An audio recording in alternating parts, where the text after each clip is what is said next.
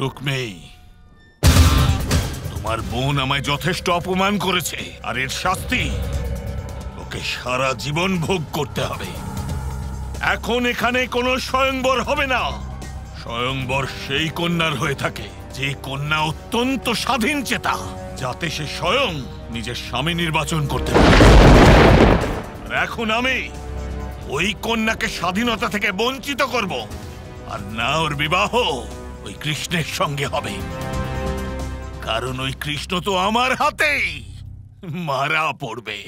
এখন তো ওর বিবাহ তার সাথেই হবে যার সাথে আমি বলবো। সমস্ত রাজাদের ফিরে যেতে বলো এখান থেকে। এই আর্যাবর্তে একজন মূর্খ রাজা আছেন যার নাম হলো শিশুপাল। এবার রুক্মিণীর বিবাহ এখন ওই শিশুপালের সঙ্গেই হবে। রুক্মিণী সারা জীবন আমাকে অপমানিত করার দণ্ড ভোগ করবে।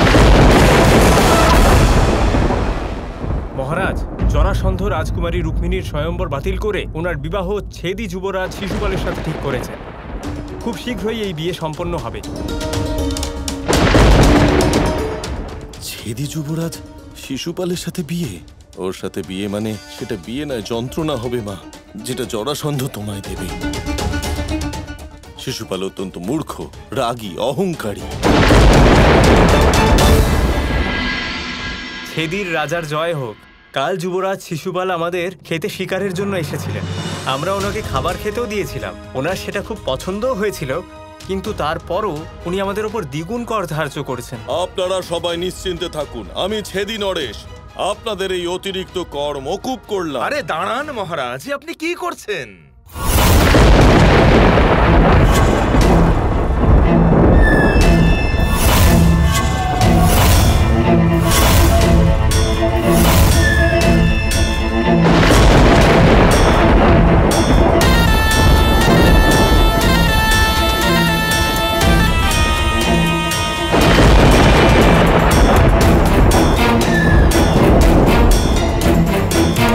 তোমারই পাপের প্রায়শ্চিত্ত করছি পুত্র।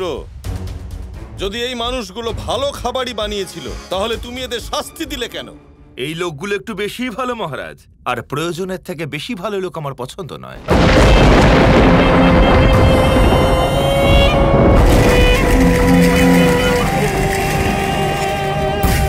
এমনিতে তো আপনিও ভীষণ ভালো, কিন্তু যে রাজা নিজের প্রজার কথা শুনে তাদের কর মকুব করে দেয়,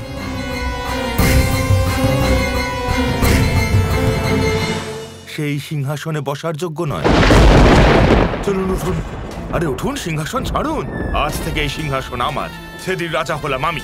এটা কিরকম ঔদ্ধত্য শিশুপাল? ঔদ্ধত্য নয় এটা, এটা হলো দায়বদ্ধতা পালন। এখন আপনাকে এখানে দেখে আমি তো বিরক্ত হয়ে গেছি, তাই আজ থেকে এই সিংহাসনটা আমার। হয় আপনি নিজেই আমাকে এটা দিয়ে দিন, নয়তো আমায় আপনাকে মেরে এটা কেড়ে নিতে হবে।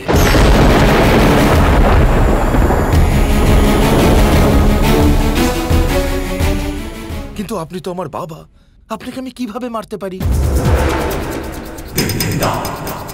অবশ্য একটা উপায় আছে। যদি আপনি আমাকে রাজা না করেন তাহলে আমি আপনাকে নয়, নিজেকে শেষ করে দেব। নিজেকে শেষ করে দেব আমি।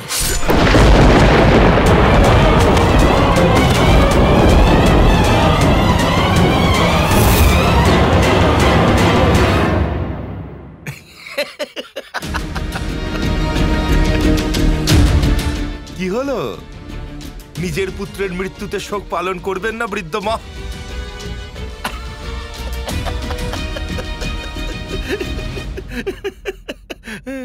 আরে আমি তো ভুলেই গিয়েছিলাম, আমাকে তো কেউ মারতেই পারবে না।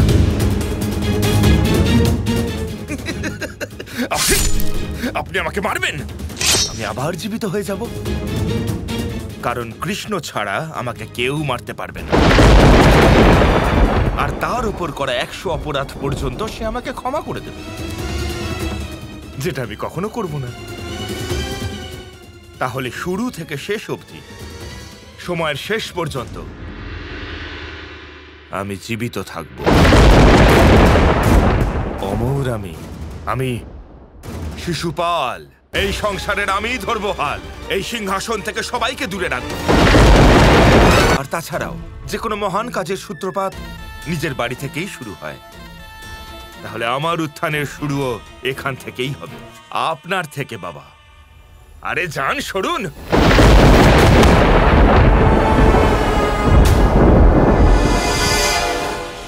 আচ্ছা বাবা, এটা কি সত্যি যে রাজা হওয়ার পর আমি যে আদেশই দেব সবাইকে তা পালন করতে হবে? ঠিক আছে, যাও, আমি তোমাদের করমুক্ত করলাম। আর শুধু তাই নয়, আমি তোমাদের সমস্ত দুঃখ থেকে মুক্তি দিচ্ছি। আমি শিশুপাল রাজা হিসেবে আমার প্রথম আদেশ দিচ্ছি যে এই সকল কৃষকের দুঃখ দূর করা হোক, এদের ক্ষেতের সাথে এদেরও জ্বালিয়ে দেওয়া হোক। মানুষ না, ও হলো অমানুষ। ওই শিশুপালের সাথে বিবাহ তো মৃত্যুর চেয়েও ভয়ানক হবে পিতা। আমাদের আবার কৃষ্ণকে খবর দিতে হবে। ওকে তাড়াতাড়ি আমাদের সাহায্যের জন্য ডাকতেই হবে, নয়তো কোনো অনর্থ না হয়ে যায়। আমি রাধাকে দিয়ে কৃষ্ণকে খবর পাঠিয়েছিলাম। কৃষ্ণ সে খবর পেয়েছে কিনা কে জানে। কৃষ্ণ কি আমাদের সাহায্যের জন্য আদৌ আসবে? না, এরকম কিচ্ছু হবে না পিতা। আমার উপর বিশ্বাস রাখুন, কৃষ্ণ আমাদের জন্য নিশ্চয়ই আসবে।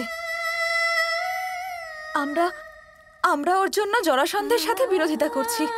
আপনি দেখবেন ও আমাদের জন্য আসবেই। ঠিক আছে মা, আমি আবার একটা চিঠি লিখছি কৃষ্ণকে। কিন্তু এইবারও যদি কৃষ্ণ না আসে বা ও আসতে দেরি করে দেয়, তাহলে তোমার বিয়ে শিশুপালের সাথে। এরকম কিছুই হবে না পিতা। আমার মন জানে কৃষ্ণ নিশ্চয়ই আসবে। ও আমার ভালোবাসা বুঝতে পারবে আর আরো আমার জন্য এখানে নিশ্চয়ই আসবে।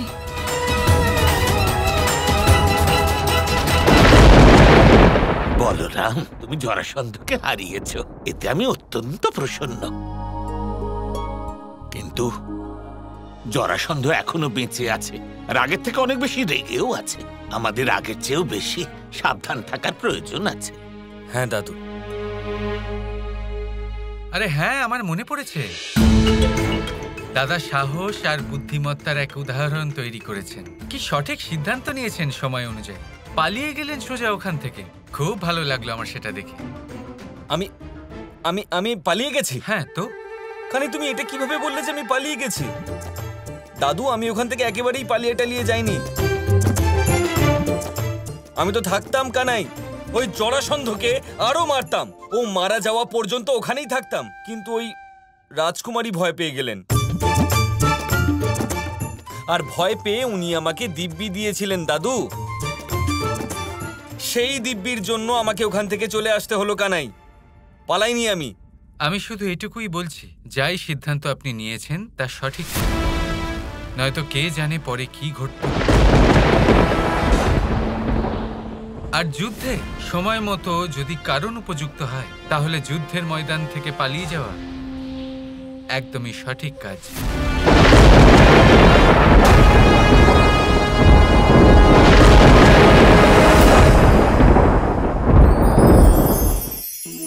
এই সংসারে কিছু মানুষের তীব্র বাসনা থাকে, সে নিজেকে বিনাশ করতে চায়।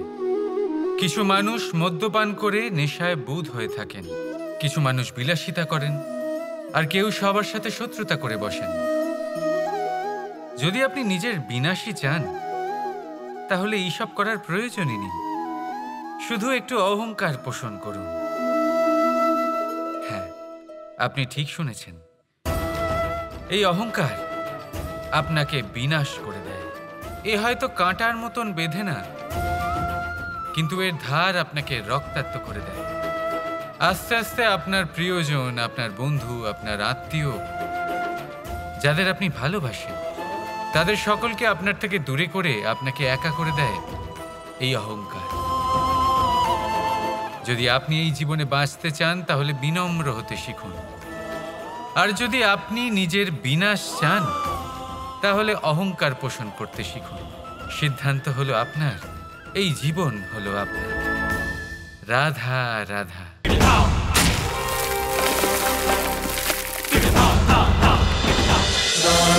Krishna Krishna Krishna Krishna